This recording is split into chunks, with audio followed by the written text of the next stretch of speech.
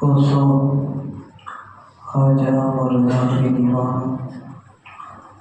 دوستوں، بزرگوں، عزیز ساتھیوں، السلام علیکم ورحمۃ اللہ وبرکاتہ۔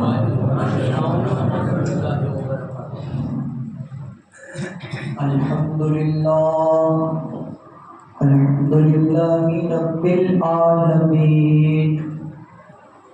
والعاقبۃ للمتقین، والصلاۃ والسلام علی سید المرسلین وعلى آلہ واصحابہ اجمعین، اما بعد، اعوذ باللہ من الشیطان الرجیم، بسم اللہ الرحمن الرحیم، لا تقنطوا من رحمت اللہ، صدق اللہ مولانا العظیم، صدق رسوله النبی الکریم، ونحن على ذلك لمن الشاہدین والشاکرین، والحمد للہ رب العالمین۔ خطبہ مسنا کے بعد میں نے کلام پاک کی جس آیت کو پڑھنے کا شرف حاصل کیا ہے، آئیے اس کے متعلق کچھ سمجھنے اور سمجھانے سے پہلے، کچھ سننے اور سنانے سے پہلے، آقا نامدار، مدینے کے تاجدار، دونوں عالم کے مالک و مختار، جناب احمدی مجتبی محمد مصطفیٰ صلی اللہ تعالی علیہ وسلم کی بارگاہ میں اپنی غلامی کا ثبوت دیتے ہوئے جھم جھم کر بلند آواز سے درود پاک کا ہدیہ پیش کرے۔ اللہم صلی علی سیدنا مولانا محمد معدن الجود والکرم وآلہ وصحبہ وبارک وسلم، صلاۃ و سلام علیک یا رسول اللہ صلی اللہ تعالی علیہ وسلم۔ نبی اور آل نبی کی بارگاہ میں درود پاک کا ہدیہ پیش کرے۔ اللہم صلی علی سیدنا مولانا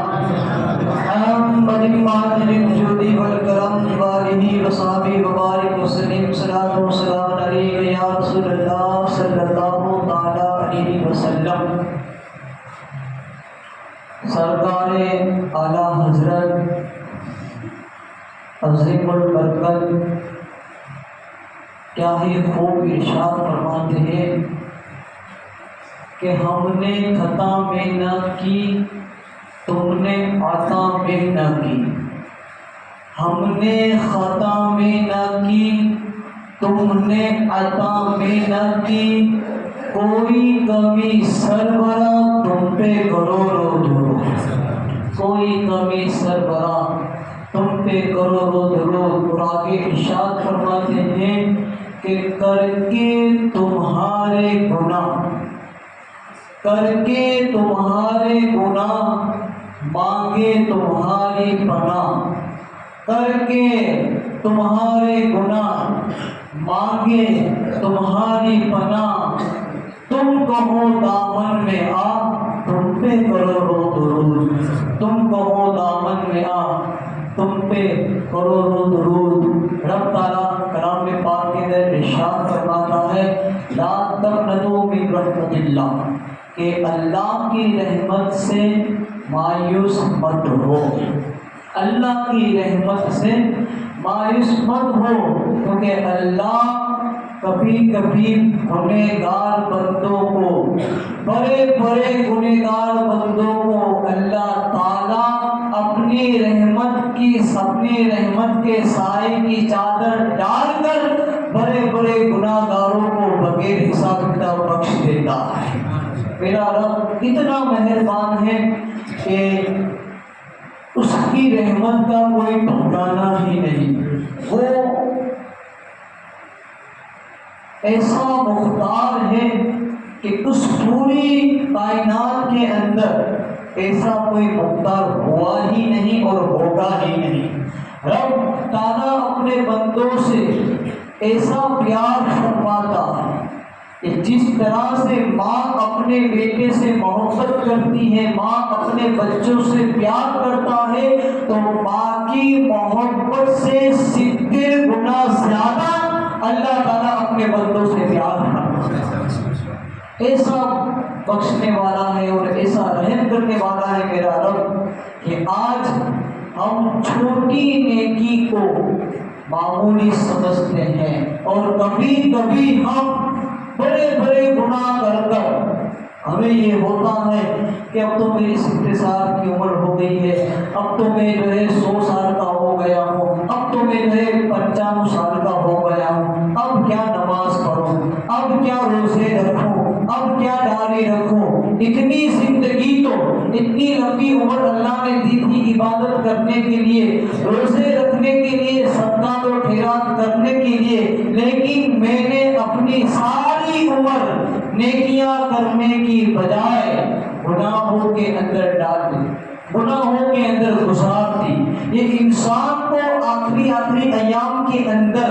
جب اس کے چہرے اور داڑھی کے سفید بال ہو جاتے ہیں، جب اس کی کمر جھک جاتی ہے، جوانی جاتی ہے، بڑھاپا آتا ہے، تندرستی جب ختم ہو جاتی ہے، آنکھوں سے بینائی چلی جاتی ہے، کان سے سماعت چلی جاتی ہے، جب وہ سن نہیں سکتا صحیح سے، جب وہ دیکھ نہیں سکتا صحیح سے، جب وہ چل نہیں سکتا صحیح سے، بستر پر پڑا ہوا ہے، ہر چیز بستر پر ہو رہی ہے، کھانا بھی بستر پر ہو رہا ہے، دوسرے دیگر کام بھی جو ہے بستر پر ہو رہا ہے، تب وہ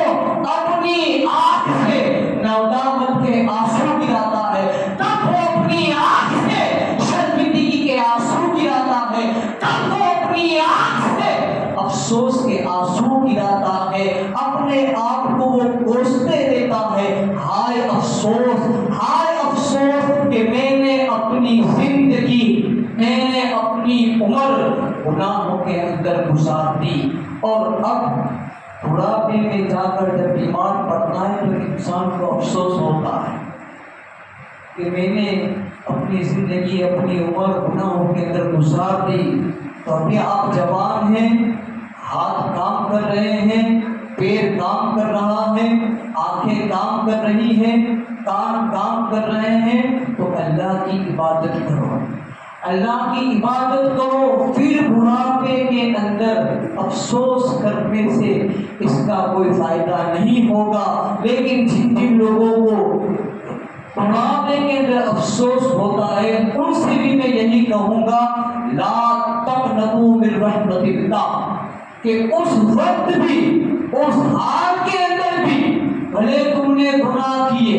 بھلے تم نے نمازیں نہ پڑھی ہو، لیکن اس حال کے اندر بھی جب تم بستر پر ہو، تم کھانا صحیح سے نہیں کھا سکتے، تم دیکھ نہیں صحیح سے سکتے، تم سن نہیں سکتے صحیح سے، اس حال میں بھی رب کی رحمت سے مایوس ہونے کا تمہیں حق نہیں ہے۔ اللہ کی ذات کے اوپر بھروسہ رکھنا ہے، اللہ تعالیٰ بڑے سے بڑے گنہگاروں کو اپنی رحمت کے ذریعے معاف فرما دے گا، اور کوئی بھی عمل ہو اسے چھوٹا مت جانو، کوئی بھی عمل ہو۔ حضرت ابو ہریرہ رضی اللہ تعالیٰ عنہ فرماتے ہیں کہ رسول پاک صلی اللہ علیہ وسلم کی بارگاہ کے اندر 95 سال کا ایک بوڑھا شخص حاضر ہوتا ہے۔ کتنے سال کا؟ 95 سال کا، 95 سال کا ایک بوڑھا شخص حضور کی بارگاہ کے اندر حاضر ہوتا ہے۔ مسلمان نہیں ہے، مسلمان نہیں ہے، ایمان والا نہیں ہے، حضور کی بارگاہ کے اندر حاضر ہوتا ہے، کیونکہ ایک صحابی نے اسے اسلام کے بارے میں بتایا، ایک صحابی نے اس نے اسلام کی حقانیت، اسلام کی حقیقت اس پر ظاہر کی، اسلام کی محبت اس کے دل کے اندر جاگی۔ وہ 95 سال کا بوڑھا شخص حضور کی بارگاہ کے اندر لاٹھی کے ذریعے، کمر جھکی ہوئی ہے، لاٹھی کے ذریعے، لکڑی کے ذریعے حضور کی بارگاہ کے اندر آتا ہے۔ آج اگر ہم کسی امیر کے گھر پر جاتے ہیں، کوئی غریب انسان کسی امیر کے گھر پر جاتا ہے، تو وہ امیر انسان گھمنڈ کی وجہ سے، تکبر کی وجہ سے کہ یہ غریب ہے، اسے باہر ہی کھڑا رکھتا ہے، اور باہر ہی جو ہے اپنے گھر کے باہر ہی جو ہے وہ اپنے کاموں کو نپٹا دیتا ہے، کی نظر سے، ذلت کی نظر سے دیکھتا ہے، اور اس مسلمان کو وہ اپنے گھر کے اندر داخل بھی نہیں فرماتا، اسے چائے اور پانی کا بھی نہیں پوچھتا۔ لیکن یہ حضور کے اخلاقوں میں سے نہیں ہے، یہ حضور کے کاموں میں سے نہیں ہے۔ دیکھیے حضور کی بارگاہ کے اندر ایک بے ایمان، نہ کلمہ پڑھنے والا، نہ روزہ رکھنے والا، نہ زکات دینے والا، نہ حج کرنے والا، 55 سال کا بوڑھا شخص لاٹھی کے ذریعے جب حضور کے دربار کے اندر آتا ہے تو حضور اپنی جگہ سے کھڑے ہو کر اسے اپنے ہاتھ کا سہارا دیتے ہیں۔ یہ حضور کے اخلاق ہے، حضور خود کھڑے ہو جاتے ہیں، سرکار دو عالم صلی اللہ علیہ وسلم اپنی جگہ سے کھڑے ہو جاتے ہیں اور اس کا ہاتھ پکڑ کر اسے ایک جگہ پر بٹھاتے ہیں۔ وہ بوڑھا شخص حضور کی بارگاہ کے اندر عرض کرتا ہے، یا رسول اللہ صلی اللہ علیہ وسلم اب تو میری عمر ہو گئی ہے۔ ایک بات یاد رکھنا، وہ مسلمان نہیں ہے، اب تو میری عمر ہو گئی ہے اور آپ کے ایک صحابی نے اسلام کے بارے میں مجھے بتایا ہے، اور اب تو میرے اندر ہاتھوں کے اندر اتنی طاقت نہیں کہ تلوار لے کر میں میدان جہاد کے اندر جاؤں اور جنگ کروں۔ اب تو میرے اندر اتنی طاقت نہیں ہے کہ ہاتھ پیروں کے اندر اتنی طاقت نہیں ہے کہ نمازیں پڑھ سکوں، سجدے کر سکوں، 55 سال کا بوڑھا کہہ رہا ہے، اور نہ ہی اب میرے اندر اتنی طاقت ہے کہ محنت کر کر کماؤں اور تمہیں اللہ کی راہ میں صدقہ اور خیرات کرو۔ حضور اس کے بعد بھی طاقت بھی نہیں ہے، اور بچے بھی جو ہے اب تو مجھے جو حکایت کی نظر سے دیکھ رہے ہیں، بچے بھی جو ہے اب تو یہ دعا کر رہے ہیں یا اللہ اپنے ابا جان کو جو ہے پردہ فرما دے۔ بچے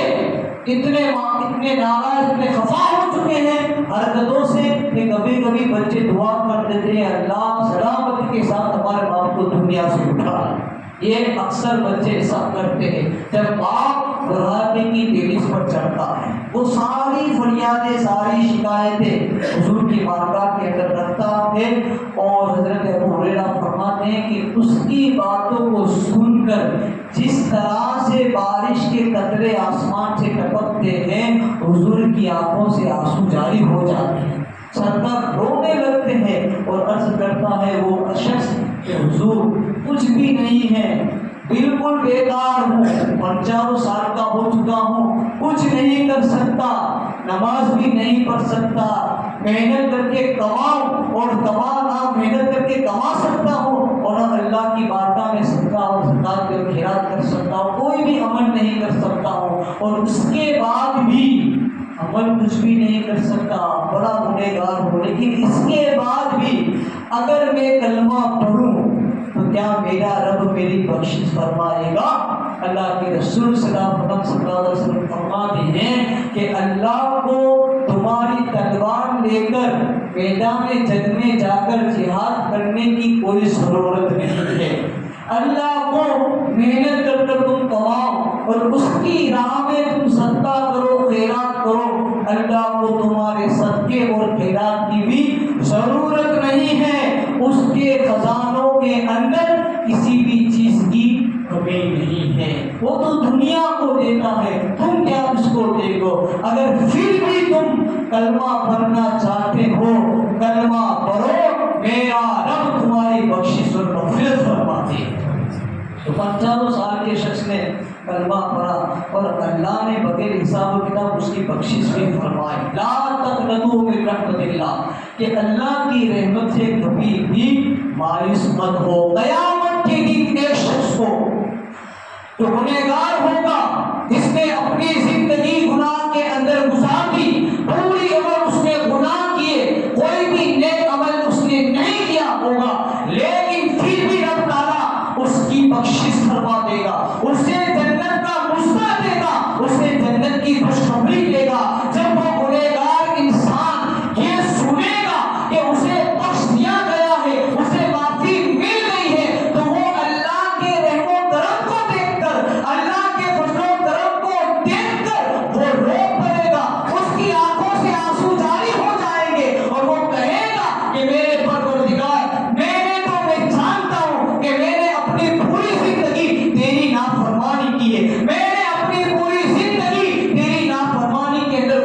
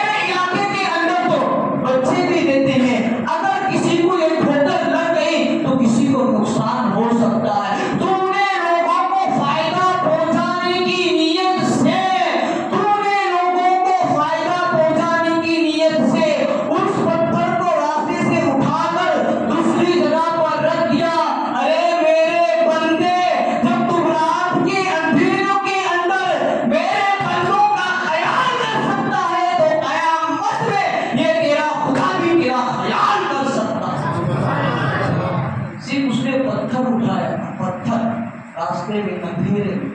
اس وجہ سے کہ کسی کو ٹھوکر نہ لگے، وہ پتھر اس نے اٹھایا، یہ عمل کیا تھا اور وہ بھول گیا تھا کہ میں نے یہ عمل کیا ہے، تو خدا کی بارگاہ کے اندر کہے گا اچھا وہ عمل تو میں نے جو ہے لوگوں کی حفاظت کے لیے، کوئی اتنا بڑا عمل نہیں ہے، لیکن پھر بھی یہ ادا اتنی پسند آئی خدا کے دربار کے اندر، خدا کو اتنے اس کی ادا یہ پسند آئی کہ اللہ نے اس کے گناہ کو نہیں دیکھے، بس اس کے اس کام کو دیکھ کر اللہ تعالیٰ اس کی بخشش اور مغفرت فرما دی۔ تو آج ہمیں بھی چاہے ہم کسی بھی گناہ کر لیں، لیکن شرط یہ ہے کہ بندہ گناہ کر کر جب واپس پلٹے تو اس وقت وہ سچی توبہ کرے۔ سچی توبہ، جیسا بھی گناہ گار ہوگا، آسمان کے ستاروں کے برابر گناہ ہوں گے، سمندر کی جھاگ کے برابر گناہ ہوں گے، ریت کے ذروں کے برابر گناہ ہوں گے، کیسا بھی گناہ گار ہو، کیسا بھی گناہ گار ہو، لیکن اگر وہ سچی توبہ کرے گا اس گناہوں سے، یہ آپ کو بھی بتاؤں گا، شاید آپ نے کبھی ایسا سنا بھی نہیں ہوگا کہ اس دنیا کے اندر ایسے گنہگار بھی گزرے ہیں، وہ بھی آپ کو بتاؤں گا۔ تو کیسا بھی گناہ گار ہو، کیسا بھی، لیکن اگر وہ سچی توبہ کرتا ہے اپنے گناہوں سے، سچی توبہ کا مطلب یہ ہے کہ شراب پی رہا تھا، اب اس نے توبہ کر لی، اب زندگی مرتے دم تک کبھی اسے شراب کو دیکھنا بھی نہیں، یہ سچی توبہ ہے۔ بے نمازی تھا، اس نے نماز شروع کر دی، مرتے دم تک اس کی کوئی نماز نہیں چھاڑنی چاہیے۔ جواری تھا، مرتے دم تک اسے ایسی توبہ کرنی ہے کہ جوئے کے پتوں کو اسے دیکھنا بھی نہیں ہے۔ زناکار تھا، بدکاری کیا کرتا تھا، حرام خوری کیا کرتا تھا، سود اور بیاج کھایا کرتا تھا، لیکن اس کو ایسی توبہ کرنی ہے کہ مرتے دم تک وہ ان چیزوں کی طرف جو ہے وہ کبھی بھی نہیں لوٹے گا۔ تو اس کا نام سچی توبہ ہے۔ بڑے بڑے گنہگاروں کو اللہ نے بخش دیا، لیکن شرط یہ ہے کہ سچی توبہ کرے، سچی توبہ کرے، کیسا بھی گناہ کیوں نہ ہو، کیسا بھی گناہ کیوں نہ ہو، اگر بندہ سچی توبہ کرے گا تو میرا پروردگار اسے بخشنے کے لیے تیار ہے۔ بندے کے آنسو زمین پر بعد میں گریں گے، میرے پروردگار اس کی بخشش اور مغفرت فرما دے گا۔ تم توبہ کرنے کے لیے بیٹھو گے، رو گے آنکھوں سے، آنسو بعد میں زمین پر گریں گے، اس سے پہلے اللہ تمہاری بخشش اور مغفرت فرما دے گا۔ آئیے ایک اور بات بتاتا چلو آخری، اللہ کے رسول صلی اللہ علیہ وسلم کی بارگاہ کے اندر رب کتنا مہربان ہے، رب کتنا مہربان ہے۔ لا تقنطوا من رحمت اللہ، لا تقنطوا من رحمت اللہ، اللہ کی رحمت سے کبھی بھی نا امید مت ہو، اللہ کی رحمت سے کبھی بھی مایوس مت ہو، کیونکہ اللہ جیسا بخشنے والا کوئی نہیں، اللہ جیسا کوئی معاف کرنے والا کوئی نہیں۔ ایک شخص دربار رسول کی چوکھٹ کے اوپر، رسول کے دربار کی چوکھٹ کے اوپر، حضور کا ظاہری زمانہ ہے، سرکار دنیا کے اندر حیات ہے، اور ایک شخص گنہگار شخص حضور کی چوکھٹ کے اوپر بیٹھا ہوا ہے، رو رہا ہے اور اپنے سر کے اوپر خاک کو ڈال رہا ہے، اپنے سر کے اوپر ریت کو ڈال رہا ہے اور گرا کر رو رہا ہے۔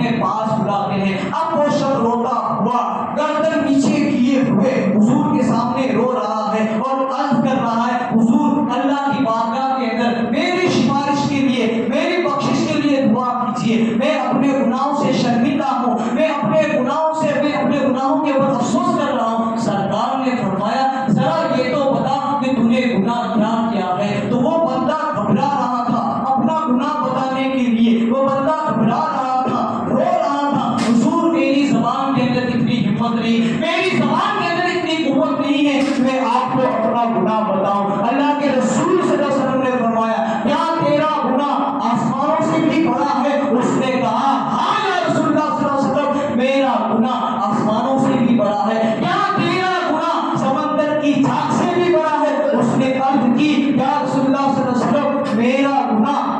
سمندر کی جھاگ سے بھی بڑا ہے. رسول پاک نے فرمایا کیا تیرا گناہ اللہ کی رحمت سے بھی بڑا ہے؟ کیا تیرا گناہ اللہ کی رحمت سے بھی بڑا ہے؟ جب اس نے اتنا سنا تو اسے تسلی ملی, ہمت ہوئی اور اس نے روتے ہوئے عرض کی میرے رسول پاک میرا گناہ اللہ کی رحمت سے بڑا نہیں ہے. تو اس نے فرمایا جب اللہ کی رحمت سے تیرا گناہ بڑا نہیں ہے تو بتا کہ تم نے ایسا کون سا گناہ کیا ہے. مسلمانوں آج بوڑھے ہو کر تم اب شیطان تمہیں بہکا دیتا ہے اور توبہ بھی نہیں کرتے. کبھی کبھی بوڑھا جو ہوتا ہے جس کی گاڑی نہیں ہوتی ہے تو 80 سال کا اور 70 سال کا ہو جاتا ہے تو اسے یہ ہوتا ہے کہ اب تو میں 70 سال کا ہو گیا اور 80 سال کا ہو گیا, اب کیا اپنے چہرے پر سنت رسول رکھوں, اب کیا. یہ شیطان تمہیں وسوسہ دلاتا ہے, یہ شیطان تمہیں گمراہ کرنا چاہتا ہے. اگر آپ چاہیں تو آخری وقت کے اندر بھی توبہ کر سکتے ہیں. میرا رب تمہارے لیے توبہ کے دروازے کھول کر بیٹھا ہے. تم توبہ کرو اور تمہاری توبہ کو جو ہے قبول کرے گا. آخری وقت کے اندر بھی اگر اچھا عمل کرو گے اللہ اسے ضرور قبول فرمائے گا. تو جو گنہگار سجدہ حضور کی بارگاہ کے اندر بیٹھا ہوا تھا اس نے عرض کی یا رسول اللہ صلی اللہ علیہ وسلم میں کفن چور ہوں, یعنی قبروں سے مردوں سے جو ہے کفن چرایا کرتا تھا. یہ اس لیے ہوتا تھا کہ اس زمانے کے اندر ایک تو کپڑا بننا یہ مشکل تھا اور کپڑا ملنا یہ بھی مشکل تھا. اس وجہ سے وہ کفن چرا کر جو ہے بازاروں کے اندر بیچا کرتا تھا. یا رسول اللہ میرے 999 کفن چوری کیے ہیں, اور جب 1000 کا کفن چوری کرنے کے لیے کیونکہ جو کفن کھودنے والا تھا اس سے میرا تعلق تھا, وہ مجھے بتا دیا کرتا تھا کفن کے متعلق. تو ایک دن ایسا ہوا کہ جب ایک خوبصورت نوجوان لڑکی جو مالدار تھی اور خوبصورت بھی تھی اس کا انتقال ہو گیا اور اسے جب دفنا گیا. اب جب مالدار تھی تو ظاہر سی بات ہے کہ اسے کفن کی جو ہے قیمتی دیا گیا ہوگا, اسے کفن کی جو ہے مہنگا دیا گیا ہوگا. میرے 999 جو ہے کفن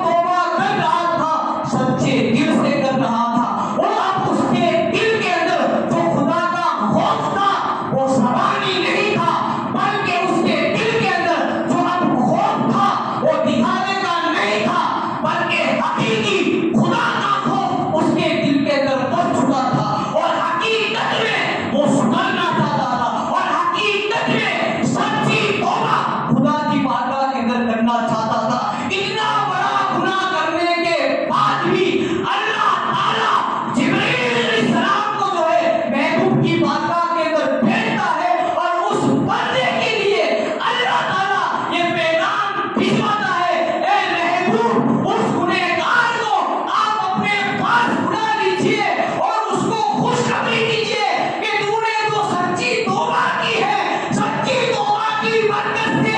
تیرے رب نے تیرے گناہوں کی بخشش اور مغفرت فرما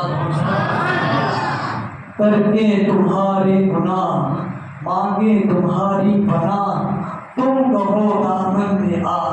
تم پہ کرو تو اور ہم نے خطا میں نہ کی خطا